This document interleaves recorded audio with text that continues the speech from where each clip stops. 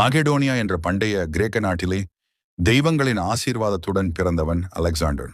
சிறுவயதிலிருந்தே அவன் பெருமைக்காகவே பிறந்தவன் என்று நம்பினான். பியூசபாலஸ் என்ற காட்டுக் குதிரையை அவன் அடக்கிய நாள் அவனது விதி வெளிப்பட்டது. அதை பார்த்த அரசன் பிலிப், மகெடோனியா உனக்கு சிறியது என்று கூறினார். அரிஸ்டாட்டில் அவர்களிடம் கல்வி கற்ற அலெக்சாண்டர் 20 வயதில் அரசனானான். பலர் அவனை சந்தேகித்தனர். ஆனால் அவன் உலகையே வெல்லும் கனவுடன் கிழக்கே படையெடுத்தான். பாரசீக பேரரசை வீழ்த்தி பாலைவனங்களையும் மலைகளையும் கடந்தான். அவன் வாளால் மட்டுமல்ல, மரியாதையாலும் ஆட்சி செய்தான். பிற பண்பாடுகளை மதித்து உலகத்தை ஒன்றாக்க விரும்பினான். இந்திய எல்லையை அடைந்த போது மேலும் செல்ல முடியாத நிலை வந்தது. அலெக்சாண்டர் இளம் வயதில் மறைந்தாலும் கைப்பற்ற முடியாத உலகமே இல்லாத மகாவீரனாக அவன் புகழ்காலம் கடந்தும் வாழ்கிறது.